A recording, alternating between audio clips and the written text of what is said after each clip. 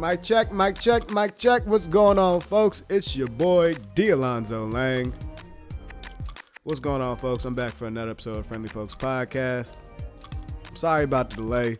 I've been doing some debating on if I want to release some episodes I recorded lately or not. Just because, I'm still dealing with analysis paralysis, all right? I'm that type of creative. I go back and forth on whether I want to release the content or not, and then you know how that be. But, hey, I'm honest about it, you feel me? I'm vulnerable enough to talk about it on, the next episode.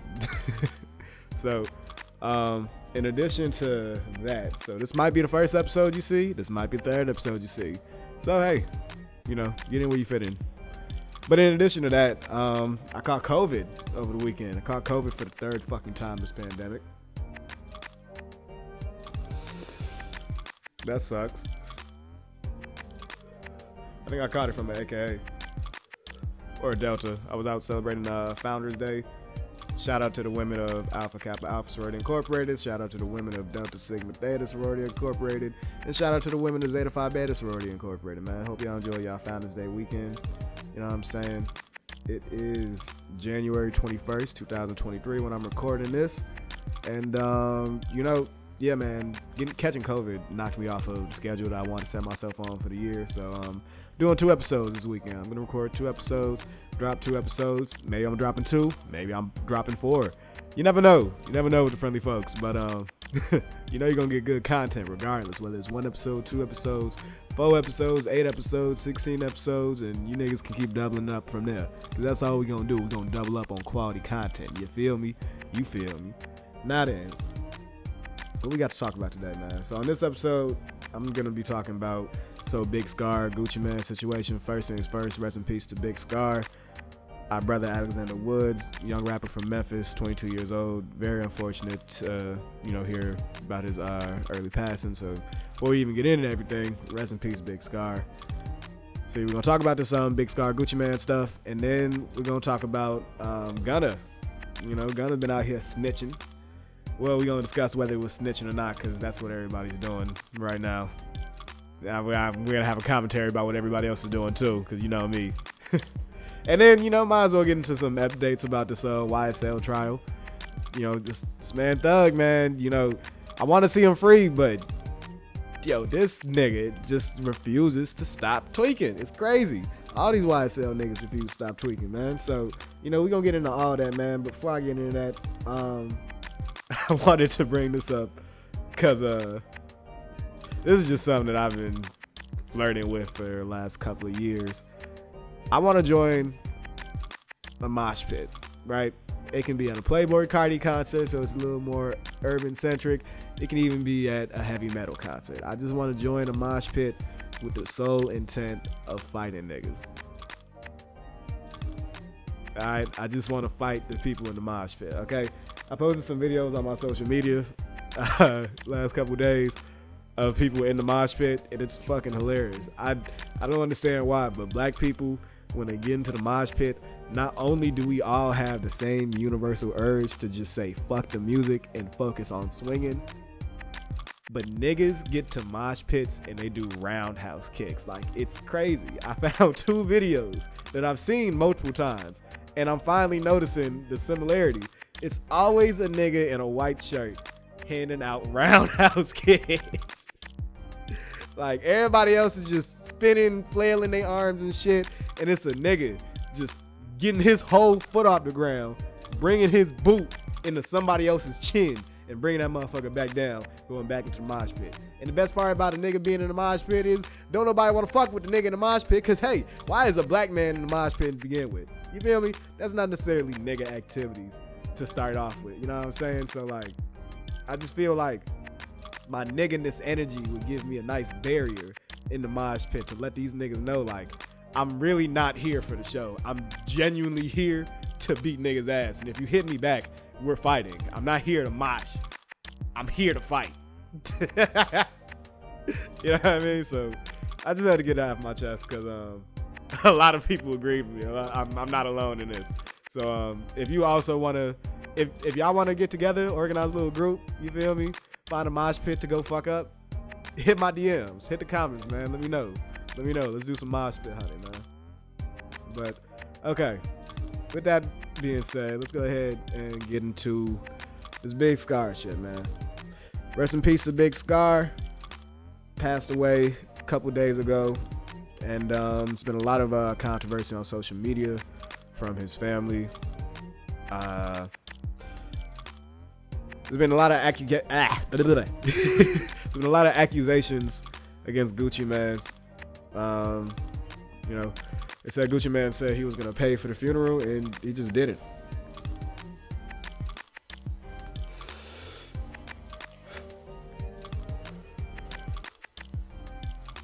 They said Big Scarr's family. Let me move this mic. There we go. Big Scarr's family was first it started with his friend coming out on social media saying that you know, Gucci Mane, they wasn't gonna show up for the funeral because it was Keisha's birthday, and they also wasn't gonna pay what they said they was gonna pay on the funeral because they needed the money for Keisha's birthday. Gucci Mane needed the money, right? And you know, they're saying all these things about how, you know, Gucci Mane moving real greasy. You feel me? Like, you're supposed to be the CEO of this record label. You gave our brother, our friend, a chance. You know, you were making money off of him, but now that he's not around to make money for you anymore, you're not here to show your respects for, you know, him passing, and that's messed up, right? And it goes even further. His sister, there we go. Big Scarr's sister comes out and says, you know, Gucci Mane is also asking for the 1017 chain back that he gifted to Big Scarr. You know, and saying that Gucci already reneged on paying for the funeral, and now they're trying to get the chain back after Big Scarr passed. Like, he didn't put the work in to earn that chain to begin with. It was just real nasty, you know, for all that to be played out. And a lot of people were joking on social media, like, come on now, it's Gucci Mane. Like, come on, it's not Saint Gucci, it's Gucci Mane. You know who Gucci is. We know this is a greasy motherfucker. This nigga killed a nigga in self-defense. He's been rapping about it for 15 years. Even in the rap battle to end the beef with the man who sent Buddy to, you know, assassinate Gucci Mane, Jeezy. Gucci stood his ground. That nigga performed the song about him murdering folks in front of Jeezy's face. Talking about put his ass in the dirt. Like, we know who Gucci Mane is. Alright. But you know, a lot of people have been calling Gucci a clone since he got out of jail, because, you know, he really has been trying to change his image, you know, give out more opportunity, stay out of, you know, so much negativity and beef shit. You know what I'm saying? And, you know, his wife comes out to dispute the claims. She posts receipts. She got papers, right? They put down $20K to the funeral home, right? $10K towards the funeral, and then an extra $10K towards flowers. So, you know, that's all she really said about that. You know, a couple Instagram story posts like, stop playing with us, like it's bogus for y'all to be speaking so nasty on Gucci's name, and especially when he's trying to do the right thing here. Like, now y'all just being greedy at this point and ungrateful, you know, which is very true. You know what I mean? Like, truthfully, Gucci isn't obligated to pay for the funeral costs. You know, like, it's super unfortunate anytime someone passes away, and the burden that immediately falls onto the family to, you know, make sure it works, because now bills got to be paid. Big Scarr more than likely was the primary breadwinner for his family. You know what I mean? Especially with the money he was probably making with 1017. So that source of income is no longer there. So, and let's be honest, like, when people pass away early, like, it's less likely that there's a will or life insurance in play. So, you know, but that's also the kicker to it. After Keisha came out with the receipts, Big Scarr's sister came back flexing money, saying the funeral was gonna get paid for regardless, and it was actually $60K, not $20K total. And the issue is that y'all said y'all was gonna pay for it fully, and she doubles down on this. She doubles down. She goes further. She goes on Instagram Live to break it down even more, as she's on the way to her job at UPS to fold boxes, and she's saying how, you know, the same things, right? Like, we needed $60K for the funeral because that's what it was quoted to, and you didn't give us the money. You gave $10K to the funeral, you gave $10K for the flowers. Apparently the flowers were more than $10K to begin with, and it wasn't like the funeral wasn't going to be paid for regardless. This is something that you offered to do. Yes, Big Scarr had life insurance, so it's not like we were about to be left out here bogus, and we're still set up good, so it's not, we don't need your money. It's just the principle of it, right? She says that she's folding boxes at UPS. So, you know, I really don't know where it stands at that point. You know what I mean? Like, I can understand the disgruntledness, but at the same time, it's like, what else are you doing besides being disgruntled? You feel me? Like, it's not like he didn't give anything towards the funeral. Like, he gave something. You know what I mean? But the argument is definitely that he should have been given more. Like, I don't know. I do shit. What about all the pandemic workers who died and shit? Did their CEOs pay for their funerals and their funeral costs? You know what I mean? Like, it's really hard to say that he's obligated to do that. Like, you know, it sounds nice on paper, but he's not. And it was a kind gesture. You feel me? So then Papa Scarr came out, right? Big Scarr's papa. He came out thanking Gucci, saying that he didn't approve and condone of anything that his daughter or Big Scarr's friend said, because Gucci Mane heard Big Scarr's music and gave him a chance, right? Gucci Mane was the one who really gave Big Scarr an opportunity to turn things around, and for a moment things were turning around. It's unfortunate what happened, but that's life, and he said thank you. So now things have gone kind of silent, as they should have, because it's like, what else is there to say about it? But it really is just something that is, I don't know, man. It's unfortunate that this is, early death is becoming such a constant part of hip-hop culture, man. And it's like, we've seen so many ugly sides that come with the mourning process. You know what I mean? Like, we've seen people get blamed for people passing away. We've seen people go into civil wars trying to figure out how to properly divide the person's estate. You know what I mean? Like, it's been sad, man. We've seen some beautiful things. Like, it's been, like, rest in peace Takeoff, man. It's been good seeing that there's been some solidarity amongst the Migos after their public breakup and shit. And, you know, it's super unfortunate that it's shit like that causes union. It's union and disunion. You know what I mean? Death is a double-edged coin. You know what I'm saying? So it's like, hey man, like, I really hope that everybody involved in that situation is finding healing. You know what I mean? Really just wanted to take some time to say rest in peace to Big Scarr.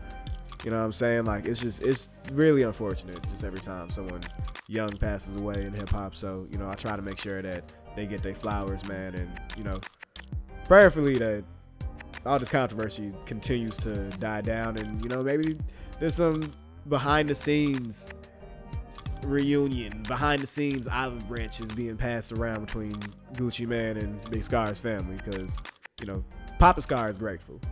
You know what I'm saying? But hey, let's move on to a lighter note, man. Let's talk about the newest rat in hip-hop culture. I don't know why snitching is becoming commonplace now. You know what I mean? Yes, I do. It's because rap isn't street anymore. You know what I mean? I'm saying, let me first preface this. I'm a civilian. All right, I've always been a civilian. I'm not finna come up here for my move like I'm not a civilian. You know what I'm saying? I got friends, but I ain't got that. You feel me? I'm a civilian. I don't do nothing. Okay?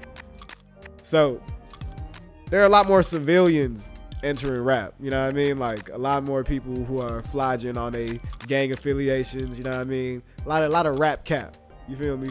We always knew that Gunna was not a street rapper. First of all, Gunna has never presented himself to be a street rapper, right? He's always been like a dripped out fashion, drugs, have fun, party rapper, right? Like, it's never been hardcore street shit. Like, he just makes good music. But he got hit with the Rico charges as part of this YSL case. And ladies and gentlemen, Gunna is walking free because he accepted the plea deal. He accepted a plea deal in court.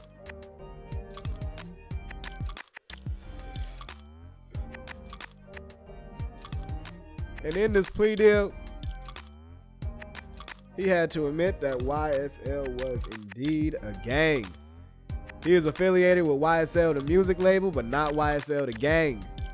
He has nothing to do with YSL, the gang. And YSL, the gang, has nothing to do with Gunna, aka Sergio Kitchens. That nigga cooked up his way out of court and got the fuck up out of there with a new bitch. I've never seen anybody get out of jail with a new bitch already ready for them. Like, that was crazy. This nigga Gunna slid. He be sliding on the tracks and he slid the fuck up out the jail. Slid up out the jail, left behind his slat Young Thug, man. I don't even think Gunna can say slat in his music anymore. Like, that's another like contingency to this shit. Right? So with Gunna snitching, this started a whole YSL civil war, right? Because it's already been other people in YSL who have taken plea deals. Young Thug's brother, Unfu. I'm pretty sure that's how you say his name, Unfu. I like the song he had on that one album, that YSL collaboration album. I can't remember the name of it right now. But I liked his solo song. It was pretty decent. And I saw him take the plea. I was like, damn. You know, and a lot of people have been speculating, like, maybe this is, you know, some kind of secret YSL plan to, you know, get certain members out early and, oh, you know, this doesn't hurt Thug. Like, this Thug told him he could take this plea deal. Like, you know, there are some charges that Thug's going to go ahead and take. But I don't know, man. The fact that it's a YSL civil war going on makes me think that it very clearly was not discussed or planned at all. You know what I mean? It seems like a very individualistic move. You know what I mean? A lot of members of YSL were going on social media, you know, not directly referring to Gunna or the situation, but basically letting their feelings be known that snitching is snitching and ain't no rats in YSL. That nigga is not my slat. You know what I'm saying? No rat slat type shit. You feel me? So, you know, it's crazy, man. It's crazy because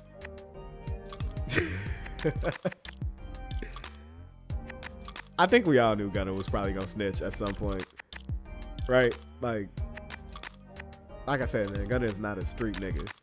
You know what I'm saying? Like, he never really was. Like, I remember I saw some footage of that nigga doing some school raps. He did some raps for his school about being a good student and maintaining his academics, not cheating in class. How the fuck you go from not cheating in class to popping Percocets and all this other type shit? Nigga, you went from being a straight A student to dropping foes in the Sprite. Like, what the fuck? What happened? What happened? You went from not cheating on your chemistry test to fucking up your body chemistry with Percocets. These niggas is crazy, man. These niggas is not who they seem to be. These rappers are not who they appear to be a lot of times, man. But, you know, a lot of people have been debating about whether Gunna's been getting canceled, and I've been seeing like a lot of social media posts saying like, this artist unfollowed Gunna, Meek Mill unfollows Gunna, Lil Baby unfollows Gunna, Young Thug's sister unfollows Gunna, Polo G unfollows Gunna. Polo G saw that shit and was like, nigga, I was never following him to begin with. I don't fuck with none of you rappers. That's been established. Like, this is business. You feel me? Like, and shout out to Polo G to keeping it real. Like, Polo G is one of the real rappers. Like, this is business. All right. Like, these niggas are not cool like that. For real, for real. Like, just because niggas got money and niggas be out in the club together getting drunk, that don't make motherfuckers friends. Like, how many times do you really get to know somebody drunk at the club, right? Even if you spending all your time with these motherfuckers drunk at the club, what does that really do to bring y'all closer? You know what I'm saying? Like, life is all the moments in between, too. You feel me? But even with that, like, it's just business. Like, Gunna makes good music. You know what I'm saying? Like, there are a lot of niggas who are gonna stay true to the street code. You know what I mean? Like, we've already heard some subtle disses from Lil Durk. You know what I mean? What happened to Virgil, he probably gonna tell type shit. But I think there are a lot of niggas who still aren't gonna care they're gonna snitch. I think a lot of listeners, you know what I mean? Like, rap isn't so... Street politics don't hold as much weight in rap anymore. You know what I mean? For better or for worse. You know what I'm saying? So, it's a lot of niggas who aren't gonna care that he snitched. And they're still gonna get him for a feature. I'm trying to do features with him. And a lot of his fans are civilians. Like, Gunna has a lot of pretty women who are his fans. Okay, he literally left out the jail after snitching with a new bitch. You think he's hurting? I don't think he's hurting, for real. I think he'll live. You know what I'm saying? I think his career will be a little different. Like, I think he'll definitely have to transition to being like a pop rapper, because he was, you know, on that street rap side. But it's like, look, man, you made your money. You feel me? And this is how the tables turn. Like, you chose your side. You feel me? Now we just got to see how things go for Young Thug. So let's get into the YSL trial updates. It's only one thing I really want to talk about. Well, two things. One, only 8 of Thug's charges stuck. This is a state RICO, not a federal RICO, so it's a little different. I'm not a lawyer, so I'm not finna sit up here and act like I know what the big differences are. But what I do know is that he didn't get stuck with all them charges they tried to stick him with. So, you know, maybe you didn't have to snitch, Gunna. Maybe you could have did a little bit of time, you know, built up some street cred. Hey. My stance on it, as a civilian, my stance on it is this. If you gonna do dirt, you can't throw niggas under the bus who you did your dirt with. Especially if you wasn't the nigga to initiate the dirt. Like, you jumped onto the train. You know what I mean? Like, that's fucked up. That's real fucked up. Because it's like, damn, everybody can do their dirt together, but only one of us can get clean? Wow. That's fucked up. I'm probably still gonna listen to Gunna's music. I'm not gonna lie. Won't lie to you on the slightest. But, hey, man. that's definitely a notch on his character. You feel me? It's gonna be funny seeing Gunna in interviews if he does any interviews after this. But, anyway. Right, so Thug only got 8 charges. And he almost picked up another one. This nigga, Young Thug. Thug tried to get a Percocet handed to him in court. Like, it's not all these cameras and all these police officers constantly watching. This nigga, he got charged for being handed a Percocet. He got innocent already. Young Thug might have the greatest lawyer team in the world. Okay? Because it's no way that this nigga is just constantly evading all of these charges. Like, this was on cam in 4K. Like, the officer took the Percocet out his hand. That nigga didn't even get a chance to sniff the perk. And it was already gone. You know, he claimed he didn't know he was being handed a perk. He said it was just a handshake, and, you know, I guess that's how he got off with it. But it's just like, damn, man, like, what? How much of a fiend are you, G? Like, bro, you are in court right now. Shit like that, like, that's like a desperation move. That makes me think that, like, they know it's gonna be a little bit of time. At least a little bit of time being done. Like, they can't get away from everything. Or any of it. Shit. Still 8 charges. Like, that's got some weight to it. You know what I'm saying? So maybe it was like this nigga trying to get one last high. You know what I'm saying? Because, like, Why would you incriminate yourself like that? You know what I mean? Like, we be out here chanting, free Thug, free Bobby, free these niggas, free that nigga. I'm all for freeing these niggas, but can we free these niggas with some accountability? Like, bro, you made the money. You can literally pay for the best rehab possible. Like, just drink and smoke. Why do niggas have to keep doing designer drugs? Like, we get so much money. We have so much money in the hip hop community, but we don't take advantage of all the resources that rich people have. Like mental health resources, substance abuse resources, financial literacy resources. You feel me? Shout out to her, man. Like, G Herbo is a real example of self-improvement and, you know, self-accountability. You feel me? Been trying to kick the perks. He kicked the lean. He's been honest about that. Like, you watch his interviews, man. Like, I love watching Herb's story, man. Like, how honest he is about that shit, especially with what happened to Juice WRLD. You know what I'm saying? So it's just like, it's really unfortunate to see shit like that, because I've always kind of joked around about Young Thug's lean addiction. Like, I remember when that nigga was posting pictures strapped up to the fucking IV of codeine and getting codeine injected directly into his veins. Like, that's some fiend shit. That's some fiend shit. Like, what type of...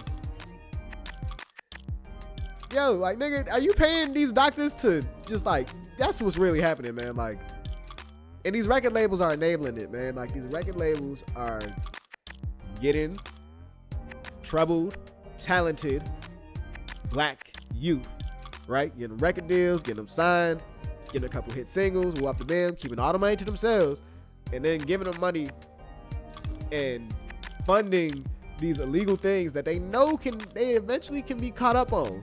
Because they gonna take out of their funds for the legal fees and the medical fees. The doctors just need to keep these niggas alive. They don't need to make sure they're healthy. They just need to make sure that they're not dead. You know what I'm saying? Like, because how the fuck do you even get that shit configured? A lean IV? How the fuck you get to walk into the IV? Who thought of that? How did you think of that? How'd you think of that? How did you think of that shit, nigga?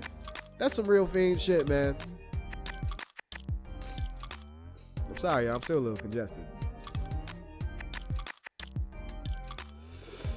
Shit, maybe I need a codeine IV.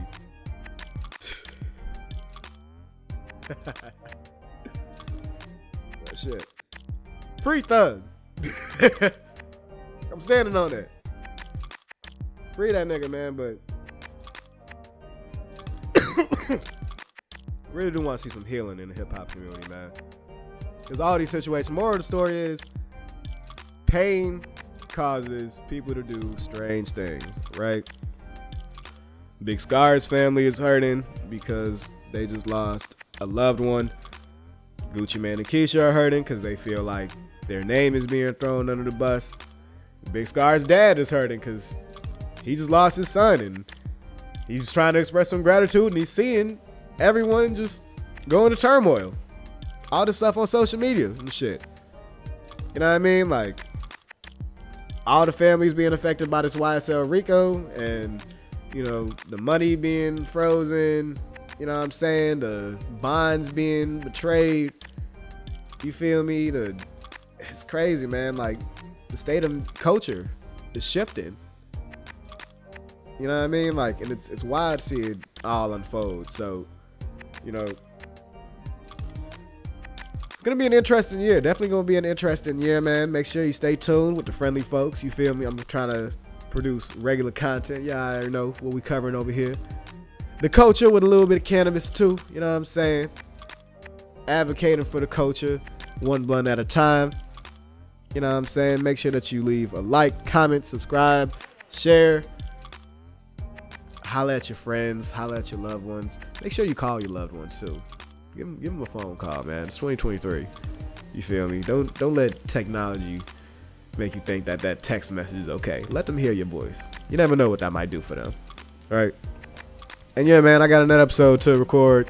I think I'm recording tomorrow, or maybe later today. You never know. Might be feeling on the road. But hey, I'll catch you on the next episode, folks. Peace out.